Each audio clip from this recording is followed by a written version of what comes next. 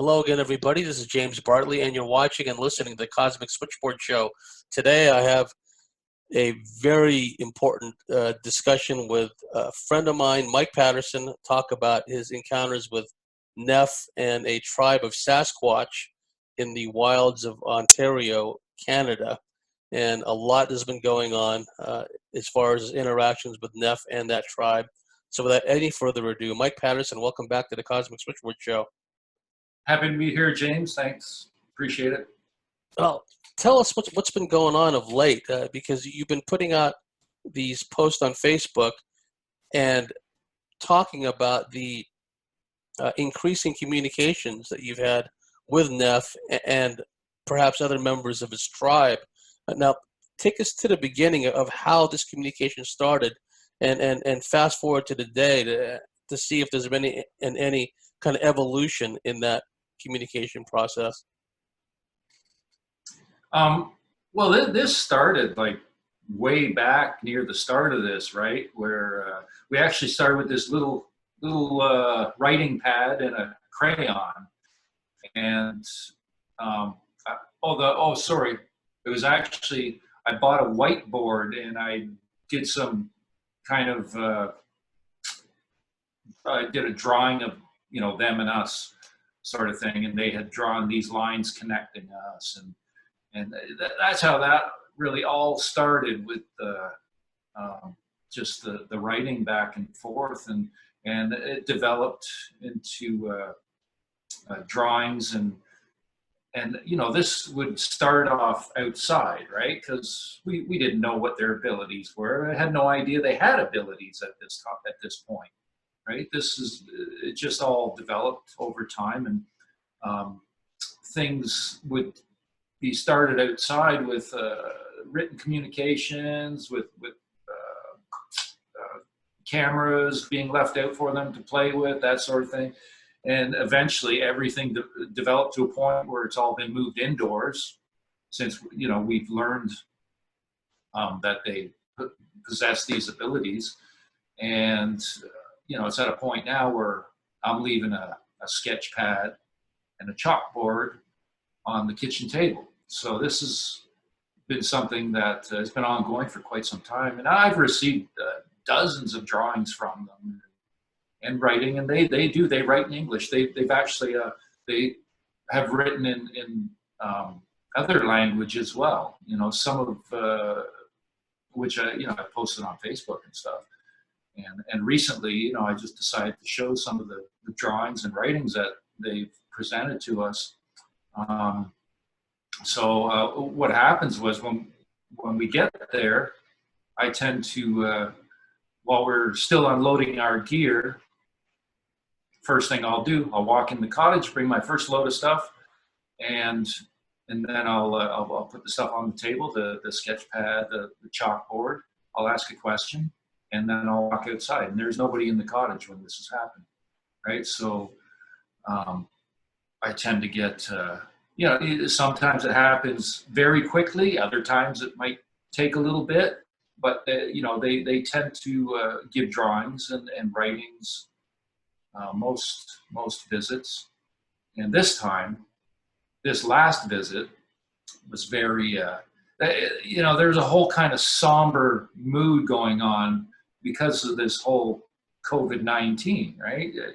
Things have really shifted dramatically. So, I just wanted to be responsible. So when I got there, Dwayne's still unloading his truck.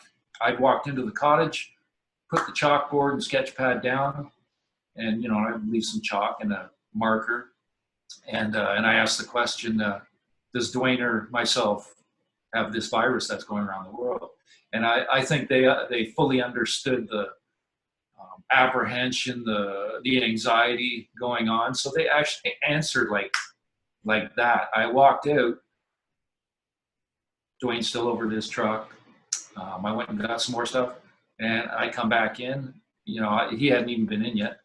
And I walk in, and there's written on the chalkboard, and it says, "Not yet." So I didn't like that very much. It's like, oh, great, not yet. Didn't like that answer at all. Except, like, thankfully that it wasn't a yes, you know. If they said yes, I would have just packed everything up and left right away. That was my plan, right? So this lately, you know, I've been asking them questions about language and yeah, most of the time it's improv. It's on the spot. You know, sometimes I have predetermined questions that I'll ask. Sometimes I get answers. Sometimes I don't. Sometimes I get carried away and I might ask 2 or 3 questions and I'll get an answer and I won't know what the hell it was in reference to. So it's very easy to get a little carried away with, you know, because you're sitting there waiting. Sometimes nothing happens for an hour or 2 or 3 or whatever it might be, and you'll ask a different question, right? So the last one I had asked, we had gotten there, and let me pull this up here. I had asked, the first thing I had asked, or Dwayne asked actually, was, do you guys know what they're trying to do to us? And they wrote, same as us. You can actually see they put same of us, AV first, and then they corrected themselves. And then I asked, are they trying to kill us all? And they wrote yes. And then I asked this, did humans create the COVID-19 or the coronavirus going around the world right now? And they wrote, yes, bad humans, your God. And, you know, the whole your God thing, I basically at this point, I take it into consideration that this world is, you know, it's enveloped in darkness. We're being manipulated from every angle. They have their tentacles everywhere. They own everything, the banking system, the education system, everything. They have their hands in everything. We're being mass manipulated, and we always have been, right? So from my understanding, these people, you know, they're a bunch of Satan worshiping, they're dark, right? And these are bloodlines that go throughout history, and I think the world is in for one hell of a big awakening. I don't know how this is all going to unfold. I do have faith myself that things will, at the end of the tunnel, there's light, right? But as far as all the writings and that go, yeah, so I just basically been asking questions, and they do respond. They completely understand the context. They're highly telepathic. I've asked them once about language. What language do your people speak? What do your people know? And they wrote all. So I don't know if that's, say, one particular family, like Neff's family, if they know all language. I don't know. But they did give me one thing on the chalkboard at one point, because I'd asked them a question about language, and I said, well, they've written a word. I can't remember what it is offhand. And I asked them, what language is this? And they wrote down a name of a language. And then afterwards they wrote again, and they put speak here. And they put an arrow basically stating that this is the language that we speak here. You know, inferring that they speak other language elsewhere. You know, that's the impression I got anyways, right? So this whole development of written communication, it's progressed over the years, and it's pretty fantastic stuff. Does it seem to you that you have the same interlocutor, the same communicator all the time? Is it Neff, or once in a while, by the energy, the tone, do you get the impression you're communicating with some other Squatch other than Neff? Different family members for sure. Yeah, there's you can tell by the writing. Like I had written the word Ninadadwa, which Neff yelled out on March 20th, 2015. And recently I had asked what that meant. And they had written Invader Go. not referring to me, to all the trespassing going on with these BSRO people and whoever else is involved. And the writing Invader Go was extremely neat, very neat. And then I rubbed it out. I have the chalkboard right there, but I've been putting it in the backyard recently. There was the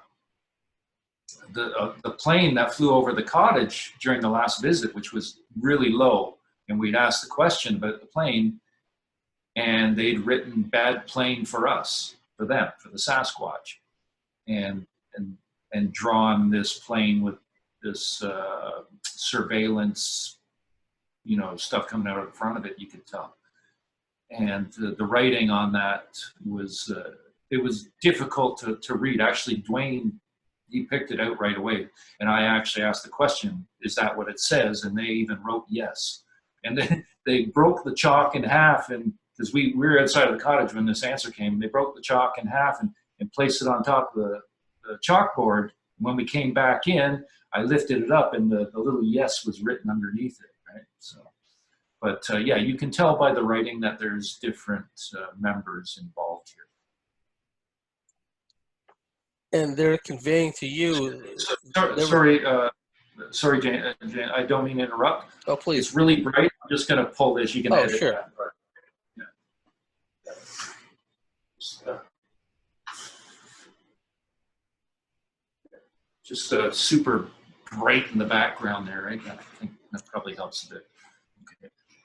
So they were conveying to you the impression that they were being sought after by whoever was in that light plane with the sensors, because you showed me that drawing, and there was like this energy, kind of fan-shaped energy pattern coming out from beneath the plane, like it was a surveillance sensor or something, which suggests perhaps that they've developed some kind of means to track the Squatch.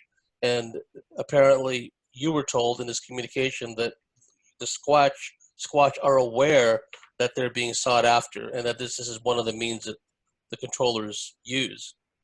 Yep. If you don't mind, I can even throw on that piece of audio, and you can hear how low that plane was. Oh, please. Here it is right here. Just a short little clip of the plane's engine and how close it is over top of the cottage.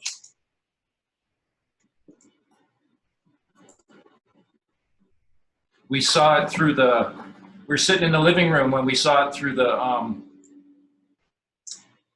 sorry, I hit the wrong thing there. We saw it coming towards the cottage through the bay window looking out over the lake there. Cessna type plane. I don't know if it's military or BFRO. I would think military would use a helicopter, but you never know, right? And that's me opening the door to check it out. Both Dwayne and I.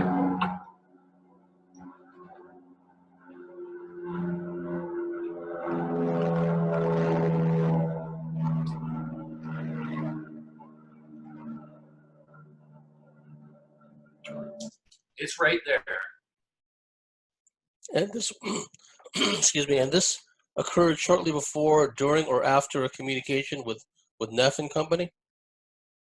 Well, we were there, you know, throughout the day, right? You know, things happen already. The communication started almost immediately on arrival when we got there. You know, with me asking the question about you know, if we had the virus or not, and they understood our anxiety, and, you know, just to ease our mind, they answered us like, you know, like that.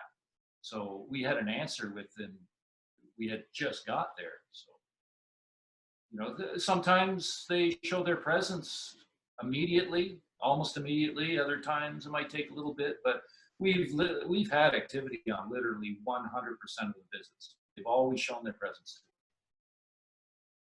It happens throughout the night, multiple incidents.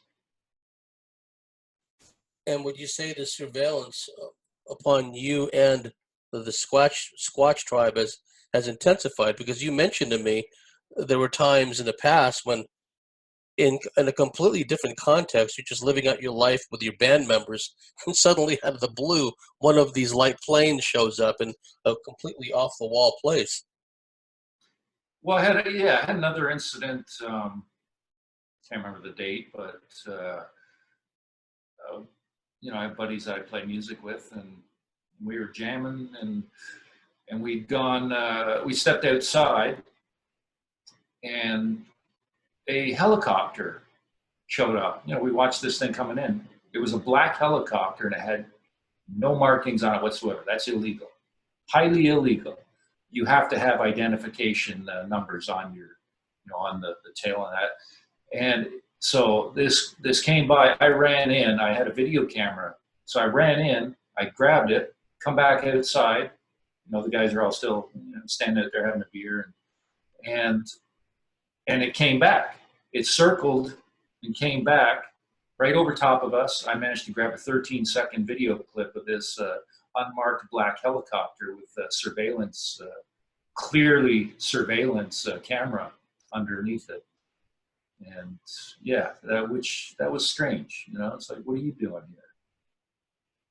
I sent a thing into a question into the I guess be the FAA, asking about why is there an unmarked black helicopter circling our building, and I never got a response, which isn't surprising. They said nothing. Yeah, just for some context, covert operations and the black military have frequently used light planes. The whole Iran-Contra period, they were stealing light planes from private airports all over America, changing the tail registration numbers and then using them in covert operations, drug trafficking and arms smuggling, et cetera, et cetera. And even in wartime, recently as the Vietnam era, they were still using light planes as spotter aircraft and stuff. So they will definitely use light planes and load it down with sensor equipment. That would be very easy for them. Now, you sense on the part of the Squatch that they know the kind of turmoil, upheaval that's going on down here. Have they ever indicated to you what kind of long-term plans they have to, in their own way, ride out the storm? Do they have a means to protect themselves? They do seem to have an interdimensional capability, at least some of them. So that, to me, would provide a means of escape, if you will, or at least, provide some degree of protection. Yeah, there's, as far as the whole interdimensional thing, with me, it's not scenes. It's 100%, knowing this is an ability that they have. Nest family does anyways, right? So, and thank God for that, because, these people trespassing, harassing, stalking, flying planes over the cottage with surveillance, Nest family's invisible. And I love that. They're invisible, interdimensional. They can go wherever they want to go, materialize, dematerialize it, anywhere they choose, it seems, from my experience. This is my understanding. So I've not gotten to a point of, asking those sorts of questions, like, because what's going on now, it's basically all brand new, right? This just unfolded, this whole global lockdown. So the opportunity hasn't really presented itself yet where I can delve into deeper questions regarding their safety or, their plan or, like that. It's quite possible, considering how long the Sasquatch have been around, that they've seen these civilizations come and go. I mean, think of the Atlantean civilization, think of the Lemurian civilization and other civilizations. There's all kinds of huge mega structures in Central and South America, and there's probably pyramid structures underground in North America somewhere. They just haven't released that fact. So I'm sure that I wouldn't say it's old hat to them, but they've kind of been through this process before, watching things unfold here on the surface. Yeah, yeah, I'm sure, you know, I don't know how long they've been around, but I believe a hell of a lot longer than us. So, and their abilities allows them to see basically, you know, what goes on behind closed doors, because consciousness is all one, right? And my understanding, there's no secrets among their people because of their abilities. And I would assume with us too, that they can read us, because, you know, everything is connected. You know, we just don't have that that ability to see one another's consciousness as they do. And you know, maybe some people do to a certain level, but the, you know, the level of that they show to have is just, it's unprecedented. It's absolutely incredible. And I'm glad you refer to them as people too, because there's these persistent efforts by those you call the apers to relegate the Sasquatch to merely hairy hominoid status, like they're just overgrown apes that are bipedal that just roam the forest, and there's no sophistication to them, there's no intellect to them, they don't have a society as such as we would understand it. They're being described basically as dumb animals when they're anything but. They've been here all along, and when you listen to the accounts of the Native Americans and indigenous peoples in different parts of the world, they talk about in the distant past, some of these cultures that had some degree of relationship, interactions with these beings, that they lived in kind of harmony with each other and had some understanding of them. Which today you see the contrast with us humans, where we're being made to mistrust each other, the whole social distancing thing. They're conditioning everybody to be snitches, to narc people out if they think that they're behaving in ways that's detrimental to the rest of the herd, so-called. But with the Sasquatch, at least the tribe that you're interacting with, and perhaps some of the others, they very much have a sense of community to have lasted this long. Yeah, they're definitely family oriented, and all these people, you know, on this ape mentality, none of them have contact. None of them, or, you know, or else it would change them forever. You know, they may have had an experience, maybe a telepathic experience that just, what the hell was that, or something that where they will not talk about it because they do not want to be I guess shunned by their peers, right? But organizations like I'll call them the BSRO. That's my term for them now. You know, organizations like that are, you know, they're trying to be the big man on campus. You know, the number one organization in the subject of Sasquatch, when in actuality they avoid truth. They some of their members are just show disgusting tactics and behaviors, infiltration, slanderous actions towards others, when they have zero understanding of what the Sasquatch people are capable of. And then, you know, they're really just about making money, bringing out groups of people to go bang on trees and blast Sasquatch vocals into the forest, take their money, tell them to bring their own equipment and food, give them a location and, you know, a little few tidbits of information. You know, it's basically just to line their pockets. That's all they're about. And, you know, there's going to come a time where this organization is going to fall flat on their face, because truth has a way of coming out, and then, you know, organizations like that are just going to fall by the wayside. So see you, Matt Moneymaker. Only a matter of time, buddy. And what they are fearful of, and by extension their masters, because clearly they're working for someone, they're working towards an agenda, to minimize the true nature of the Sasquatch, because the Sasquatch, by word and deed, have showed you and others that they are interdimensional, at least some of them. But by extension, they're also implying that you who are perceiving these experiences, that are having the mind speak, that are having the Sasquatch come in your dreams, that are having the Sasquatch materialize things in midair right in your own homes, what, to me anyway, the clear implication is the Sasquatch are saying you too have these abilities. If you just over time learn to develop them and do a lot of self-work, a lot of self-healing, and that, my friend, terrifies the controllers, because if there was even a small, tiny percentage of people in society who had these X-Men mutant type powers, game's over, because the control system would go under in no time flat. And the last thing they want is to let people know that they have this immortal nature to themselves, this multi-dimensional capability, a metaphysical capability, if you will.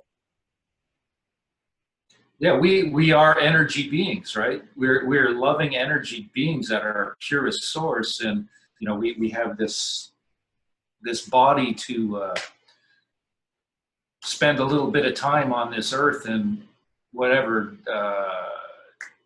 evolve our consciousness, remember who we are, and develop and evolve ourselves individually, which, even though still we're as a collective, we get this human experience, and there just happens to be some in power who have held on to these bloodlines, royalty, and whoever else involved with them, that they're well aware of all this stuff, obviously, but they choose to serve the dark aspect of all this interdimensional stuff. One sec. Hey, Minus, come here, bud. Come on. I took him. He's blind, right? I took him outside earlier, so now he's just a nice day. He's all like, "That's it. I want to." Come here, buddy. Yeah. It's my little man. Linus is his name? Minus. Yeah, the opposite of plus. Because he's got a half ear there. See that? Ah, I see that. Clever. No, and then it's a mark of distinction. He's a good little guy. He was a feral cat, right? They caught a couple hundred of them, and they gave them their shots, fixed them, and then that's how they marked them. They snipped their ears. Oh, really? Which is just horrible. Yes. So,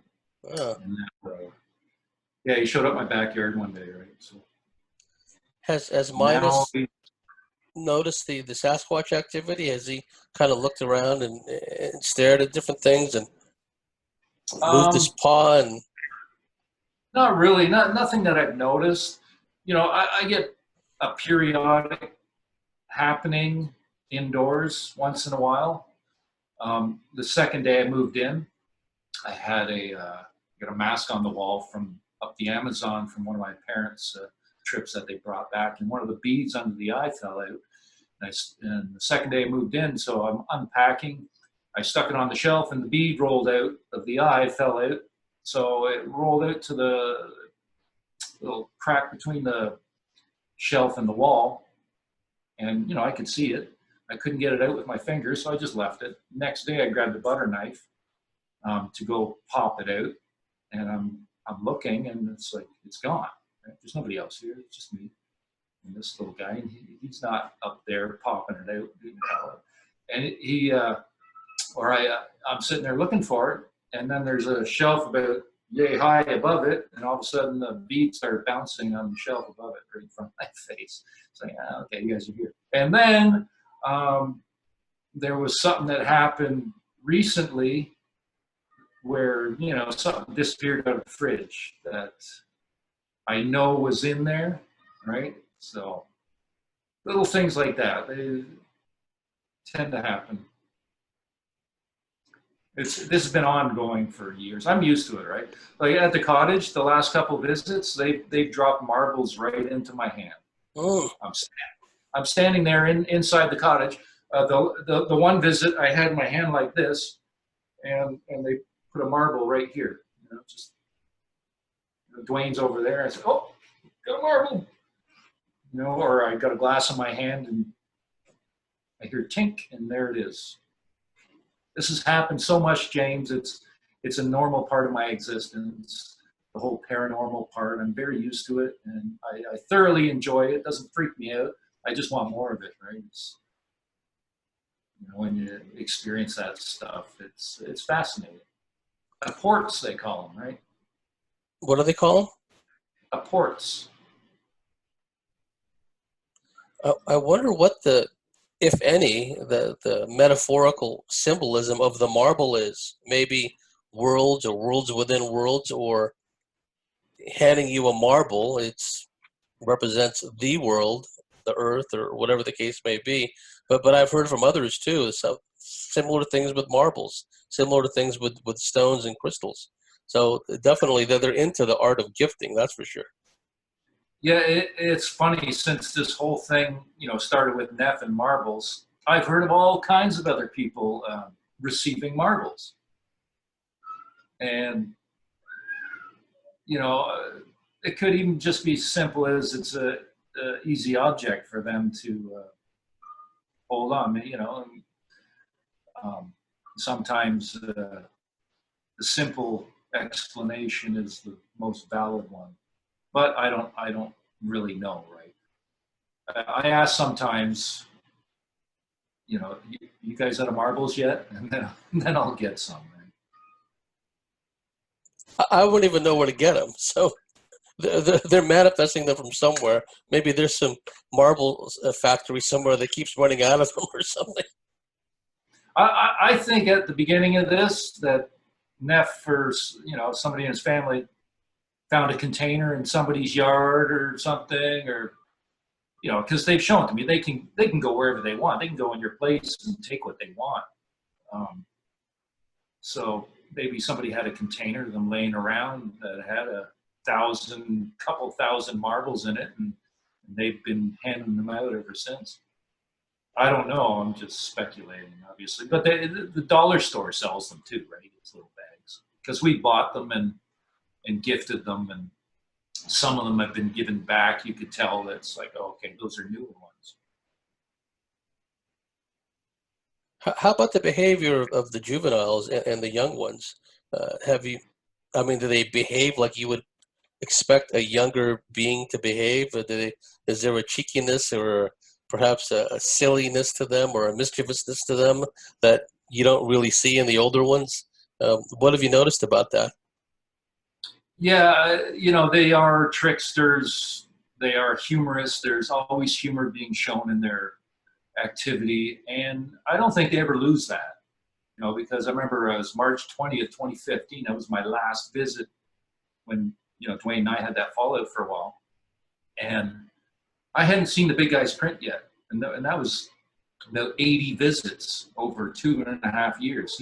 I had not seen it yet, and that visit, he left his print beside the path going to the cottage, and I had a layer of snow in the car, and he put a partial print on the back window, you know, and then Neff left his on the tail light and I was always casting footprints.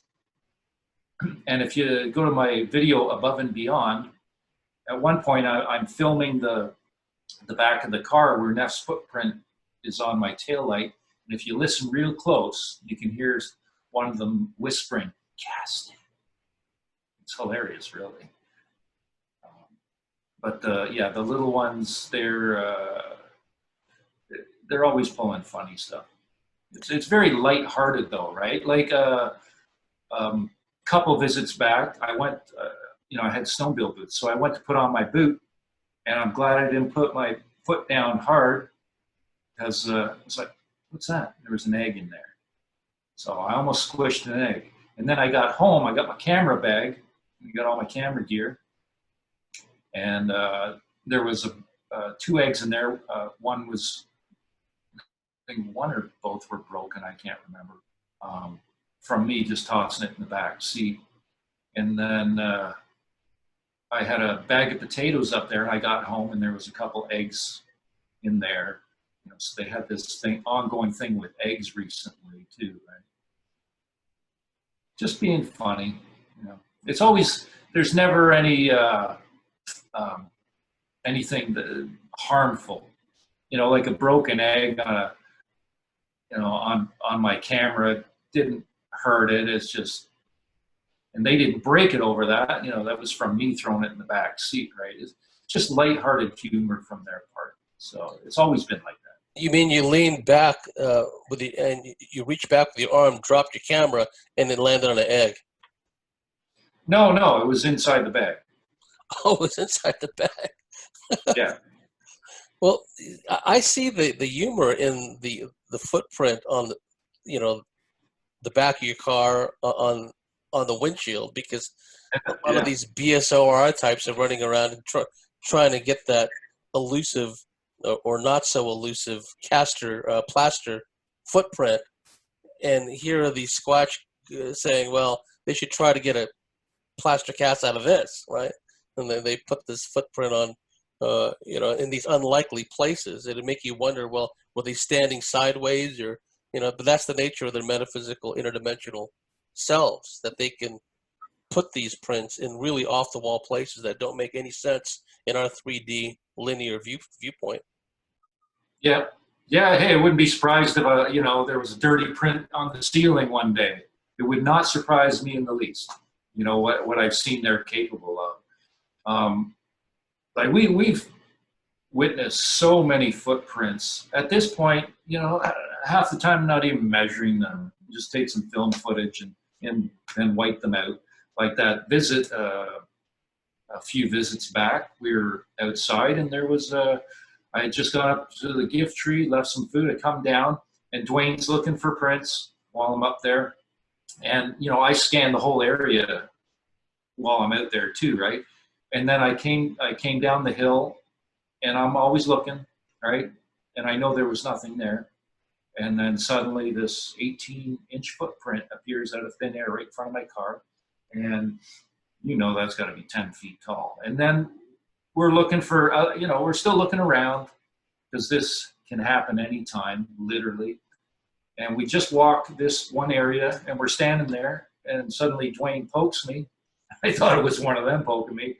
But, he was basically telling me, don't step backwards. And I look, and there's a fresh footprint from a younger individual. It might have been about 11, 12 inches, that just appeared right behind us. And we had just walked there and looked there. There was nothing there. And then there's this clear footprint that appeared while we were standing there. So there was at least two individuals there that exposing footprints in real time with us standing there, showing their, interdimensional aspect that, hey, we're right here with you. It was a single print without one in front of it or behind it. Yeah, that's typical though. I remember years back, in one of my videos, there's I think it's a left foot, and then there was about 5 feet left foot, about 5 feet left foot. And I was like, what the hell is he doing? Jumping on one foot, but there's no impact, in the snow if you're jumping, right? There's no impact. It's clean. It's like, how the hell? And then, after a while I learned, it's like, no, it's just walking normally and choosing to leave that footprint. They don't have to. They can move without, move through snow without leaving any sign. And I've also had the experience being in the forest in my tent on, dead still night, and I could hear branch breaking. Maybe it was 50, 100 feet away. It's clear enough to hear. And I remember saying out loud once, you can come closer. And when it's dead still up there, you can literally hear a pin drop, right? And then I'm by myself, and suddenly I hear this shuffle, like right there outside my tent wall, right there at my head. And it's like, oh, I'm here now, and you didn't hear me come up here. So they can move up on you completely silent, without a sound. Just part of that interdimensional ability they have. Sonia Zohar tells a story of this kind of rushing sound they make when they come up to you very fast, invisibly, and then go away. And then I think she described that happening to her as well. It's like this kind of, I don't know if it's a greeting or just a way to let you know that they're around. The ability to just, in super flash-like fashion, just go from here to there and everywhere, and depart. But it's kind of like a calling card to let you know that they've been there. Yeah, we had an incident where one of them come rushing at us. Just a display, right? Harmless display, really. And I'd rented a cottage for a week. And this was late at night. And I'd left her back in the cottage, and I went walking up the long driveway. My back was sore. So I laid down on the gravel road, surrounded by woods there. And as soon as I laid down, I put my head down, I heard a footprint or a footstep inches from the back of my head just come down, let me know. Oh, right here. And I sat up and I gave a little chuckle and I said, hold on, I'll be right back. And I went and got Sonia, and then we went, back there, and we sat down, and it was, I don't remember how long it was, but it wasn't very long at all. And we got this rushing, charging towards us through the woods, right? And it'll freak you out a little bit. For me, I thought for a second, is it a bear, right? And then it just kind of pivots and goes the other way, and the sound just disappears into nothingness. Very strange, fun for me anyways. I love it. Exhilarating. Have you heard from Leanne lately, and what she's been up to? Is she still out there in the wilds of Ontario as well? Yeah, I talked to Leanne just the other day, actually. And, she's very much into the whole structure aspect of all this, and she's constantly documenting structures, finding new structures, and rock cairns, and all kinds of awesome looking builds. So yeah, she's very involved with that part of it, and she thoroughly enjoys doing that. Yeah, I've got to get her back on the show too, because she's got a lot of personal experiences as well, not only of the Sasquatch variety, but of other types of experiences. And you and I have talked in the past that there seems to be, at some level, some kind of ET connection to the Sasquatch. There seems to be. I haven't really delved into it. I just feel this intuitively, and the few videos and whatnot that have come across my newsfeed, that there seems to be an upsurge in ET activity around the world. Do you have any sense or feeling of how this may play out as far as the Sasquatch and or the ETs are concerned? Because perhaps the ETs are making, or some of the ET groups are making their presence felt at this point for a purpose. Maybe it has something to do with what's going on down here, with us and this whole lockdown thing. And perhaps I'd like your thoughts also. Again, this is delving into speculation. What is your feeling of what the Sasquatch will do? Because clearly the powers that be seem to be intensifying their search and their hunt for them. So things are coming to a boil all across the board. Definitely looks like we're coming to a head, that's for sure. And I've had my own experiences. I've had 5 UFO experiences throughout this, 4 of them in Neff's area and 1 of them elsewhere. 2 of them were 15 days apart. 1 was during the day, 1 was at night, put right in front of me. I've had other experiences, a visit in a dream at one point by a young blonde-haired girl with a very piercing green third eye, and she put her hand on my head and she said something to me, right? And it actually, I broke down emotionally, and then I woke up. I'm not going to say what she said, but it was good, right? And so there's a whole connection between the two, for sure. I'd wage my life on that. I bet the farm. the whole consciousness aspect of it. There's, I think, at this point in history, we're just what's going down with the dark forces that are trying to lock us down. The Sasquatch and the ET aspect, they're all aware of this. And I think there's going to come to a point where they're going to expose themselves in a big way. And I don't think it's very far off. I have no idea how this is all going to go down. I've been shown by the Sasquatch that they told me, soon your people will know. That's 4 years ago this month.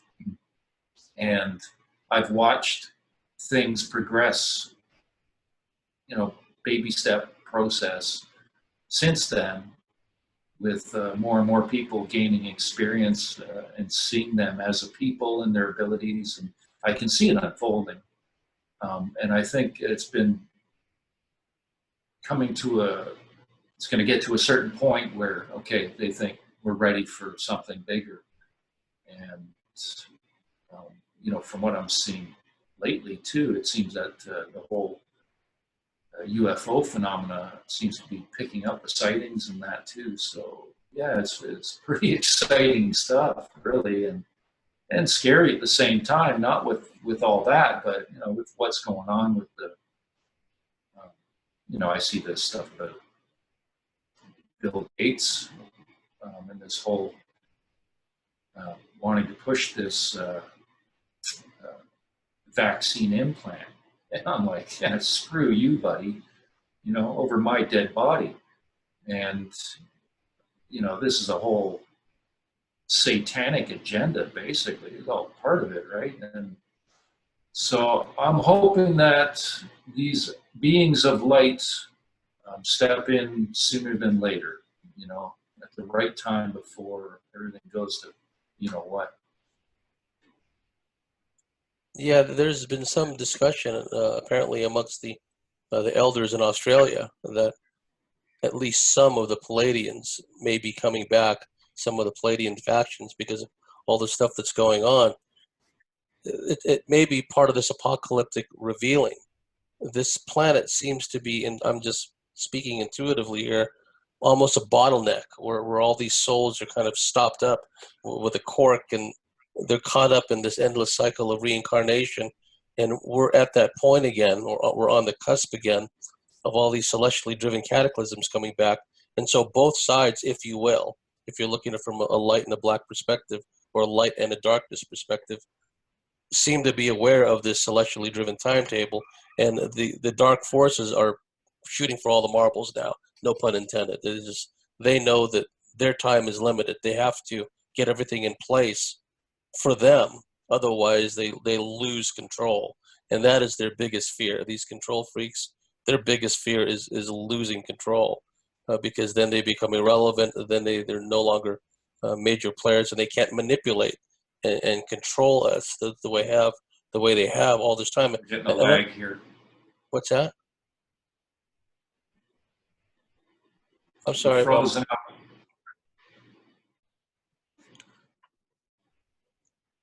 How about now?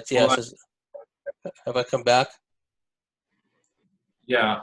Oh, cool. Yeah, it said your internet connection is unstable. I don't know if it's because of what I was saying or what, but in a nutshell. No. This has been it's been ongoing throughout this whole thing. It's because everybody's on the internet because everybody's home, right? So yeah. Yeah, that's what's been going on. My phone signal at home is absolutely horrible. I can't even talk on the phone. It takes forever for text to go through. It's a double-edged sword. I like it, and and it's frustrating at the same time. Yeah, I mean, for some of us, this whole isolation business is no big deal, because there are parts of me that like to go out, interact, and go to pubs and go to restaurants and whatnot. But then there's the other part of me that I'm just as comfortable or even more relaxed just staying at home and doing my own thing, right? So it doesn't really bother me that much.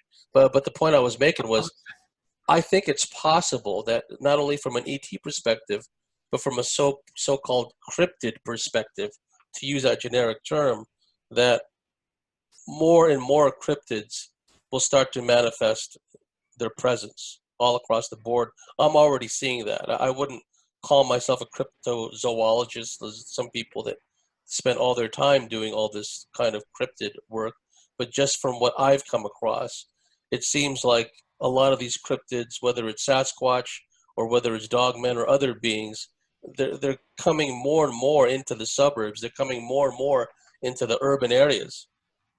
And because some of them have this metaphysical capability or use other means of infiltration, it's not a big deal for them. They can do this. So more and more people are describing seeing these cryptids in the most unlikely places. And I think that trend will continue, Mike. They can even, I've had activity happen in my car in downtown Toronto. You know, it doesn't matter where. I remember I was sitting there having a conversation with Leanne on the phone once. I have this, one of those hand weaves hanging from my rear view mirror on this leather string, right? And it's never wrapped itself around the mirror. If I slam on the brake, you know, jump on the gas, crank the wheel one side, it'll just swing a little bit. That's it. I've tried. So I'm sitting there having a conversation with Leanne at one point, and you know, we're on the phone, and she's having activity going on. And at one point I say, geez, it seems like everybody's got activity going on except me. And I guess I had averted my eyes for a second, and I look, and suddenly my thing's wrapped around the mirror. And I know it wasn't like that seconds earlier. You know, I would notice it, right? And it's like, it just blows my mind, you know. And yeah, so activity can happen anywhere. And part of the fear of this control system is us not only doing all the inner shadow work, healing ourselves, developing more of this metaphysical interdimensional side of ourselves, but the fact that people like yourself, people like Leanne and others, many others, have this interaction, ongoing interaction with beings that are clearly interdimensional and have some connection with extraterrestrials. It's part of their paradigm that we should not have this experience, that we should just be kind of dumb hominids and dumb ape men ourselves and not realize we have this within us, but also this capability of developing these relationships, these interpersonal relationships. I think that is a big part of their harassment of people like yourself and others who have developed this connection with these interdimensional beings. You know, like my own situation, I think it's actually answered a lot of questions of my life. You know, why things were as they were when I was young, you know, as a kid growing up, this and that. You know, it's enabled me to connect dots. And, you know, I think they obviously they choose who they make contact with, and I see that there's an exposure going on here that they want us to know about them, but they don't want to freak us out. They don't want to scare the hell out of us, right? So, you know, Neff's family has shown just a completely compassionate, loving approach. You know, I've been whacked over the head, like pumping up my air mattress in my tent. He's playing whack-a-mole with my head there one time, but, you know, it wasn't an intent to harm me. I guess, you know, he just didn't understand how fragile I was. And, you know, I think that they've given what they have to myself.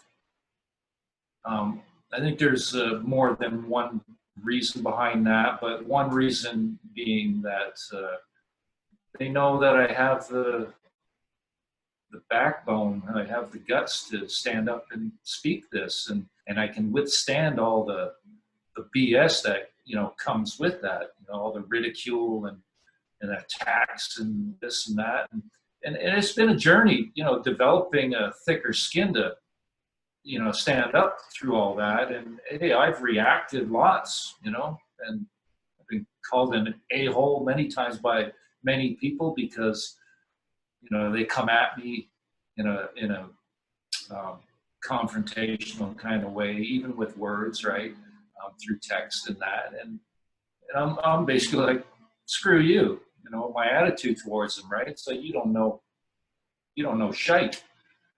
I have the experience, and you don't know what's going on here. So at this point, I've calmed down quite a bit, but I think they've given me what they have because they want us to share our experiences to help dispel fear and show that they are people. This is not some ape in the woods, some animal. These are people, and they're ancient race, highly developed.